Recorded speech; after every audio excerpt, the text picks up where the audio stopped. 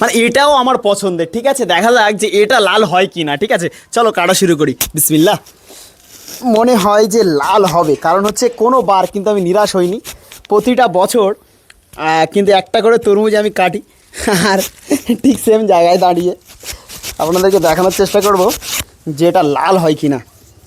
আশা রাখছি যে লাল হবে, কারণ হচ্ছে গত বছরে যেটা কেটেছিলাম ওটা ভিডিওতে এমন একটা দেখিয়েছিল গোলাপি কালার টাইপ হয়ে গেছিলো। ঠিক আছে, অনেকেই বলেছে যে লাল হয়নি, বাট তাদের উদ্দেশ্যে বলবো যে আমি যে কটা কেটেছি তরমুজ, সত্যি কথা বলছি প্রত্যেকটাই কিন্তু লাল ছিল। ঠিক আছে, এটাও আশা রাখছি লাল হবে, আপনাদেরকে দেখানোর চেষ্টা করব, কাছাকাছি থেকে দেখানোর চেষ্টা করবে। কি মনে হয়, কি মনে হয়? হ্যাঁ, ওই কিরে মধু মধু। ঠিক আছে, চলো দেখানোর চেষ্টা করি। লাল লাল লাল, জাস্ট ওয়াও লেভেলের, ওয়াও লেভেল। দেখেছে কতটা সুন্দর লাগছে, ভিতরটা দেখানোর চেষ্টা করো, ফুললি কিন্তু লাল একদম। হতে পারে ছোট, একটা একটা কেজি 2 কেজি করে মানে আছে এটা, আর এটা আমার থেকে প্রাইস নিয়েছে 30 টাকা।